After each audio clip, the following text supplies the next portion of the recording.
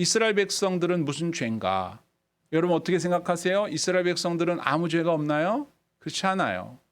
이스라엘 백성들도 이 재앙을 통해서 반성하고 깨닫고 돌이키면서 내가 어떻게 살아왔는지를 생각하게 될 겁니다. 다만 이제까지는 누구의 죄 때문에, 누구의 잘못 때문에 삶의 문제가 생겼다고 생각해 왔었겠지만 이제부터는 달라요. 모세가 와서 애굽에서 나가자고 얘기했을 때부터 그들은 모든 일을 하나님과 연결시키기 시작했어요. 그전까지는 잊어버리고 살았는데 하나님과 연결 지으면서 이 재앙도 하나님이 하신 거고 저 재앙도 하나님이 하신 거면 앞으로도 아니 옛날에 있었던 그 일들도 하나님이 하신 것이겠구나 하면서 점점점 하나님을 경외하는 마음을 갖게 되는 것이죠. 우리도 하나님 말고 다른 것 의지하거나 하나님 말씀 불순종하면 심판하시겠구나 이런 생각을 하겠죠. 성경은 우리에게 말하는 거예요. 하나님은 주인이고 하나님이 심판자이고 우리는 그를 섬겨야 할 그의 피조물이라는 걸 가르쳐 주는 거죠. 내 욕망을 위해서 하나님을 필요로 하는 게 아니라 하나님의 영광을 위하여 내가 필요한 사람이 됐다는 거예요. 이걸 깨닫는 것이 신앙입니다. 이 신앙심을 가지고 있지 않으면 언제든지 한 발은 세상에 한 발은 교회에 두고 저울질을 하게 됩니다. 기회만 되면 가리라. 주인이 누구인지를 분명히 해야 돼요. 내가 주인이 아니라 하나님이 주인이고 그분이 나를 부르신 겁니다. 나를 구원하시기 위하여 부르신 거예요. 어디에서부터 나를 구원하십니까? 과거에 나의 만족을 이루기 위하여 섬기며 믿어왔고 숭배하던 여러 우상들을 믿어왔던 삶에서 나를 꺼내셔서 하나님만 섬기는 하나님 백성 삼으시려고 나를 구원하시는 겁니다. 그런데 내가 자꾸 과거에서 벗어나지 못한 채 과거에 매여 살고 있는 거예요.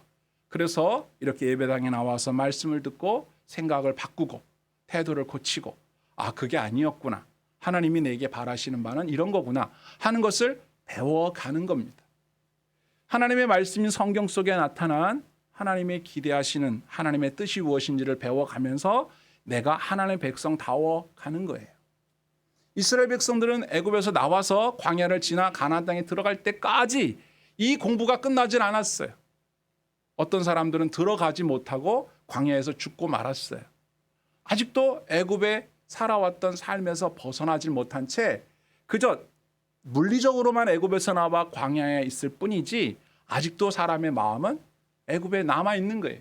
그래서 틈만 나면 돌아가고 싶어 하는 거죠. 나에게 당장의 만족을 주지 못하는 하나님보다는 당장의 만족을 주는 애굽이 좋았다는 거죠.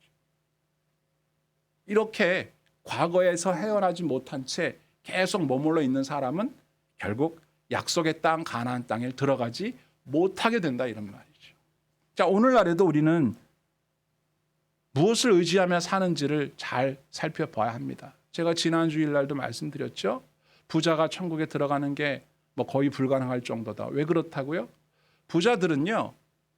왜 부자가 되려고 하냐면 내가 이제까지 살아보니까 가장 믿고 의지할 만한 게 뭔지를 알아낸 겁니다. 그게 돈이거든요. 가장 효과적이라고 생각하는 것이고 가장 힘이 있다고 생각해요. 그래서 세상에서는 돈을 신으로 여기죠. 만몬이라고 하지 않습니까? 돈을 신으로 생각해요. 그걸 믿고 의지하면 든든한 겁니다. 돈은 나를 절대 실망시키지 않았다라고 생각하는 거예요. 그래서 사람들은 그렇게도 돈을 좋아하는 거예요. 돈이 우리의 주인이 돼버리면 그렇게 됩니다. 돈이 우리의 주인이 아니죠. 돈은 우리의 종입니다. 하나님이 우리의 주인이시고 우리는 하나님이 우리에게 허락하신 삶을 살면서 하나님이 주시는 은혜 안에서 우리가 벌어들인 돈들을 종부리듯 써야 하는 사람들이죠. 그 돈이 우리의 마음을 든든하게 해주는 게 아니라 우리의 마음을 든든하게 해주는 것은 오직 하나님밖에 없어요. 그분만이 우리의 참된 소망이 되는 건데 이게 바뀌어버린 겁니다. 순서가.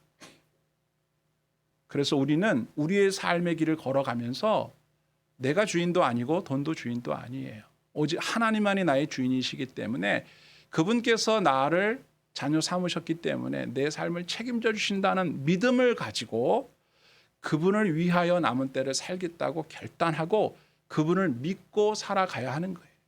주기도문에서도 오늘 우리에게 일용할 양식을 주시고 아버지에게 기도하잖아요.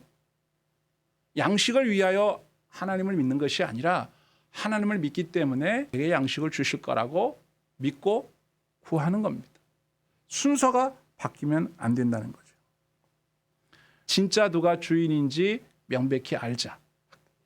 진짜 누가 땅의 주인인지 명백히 알자. 이 땅의 주인은 계부라는 우상이 아니라 하나님이다.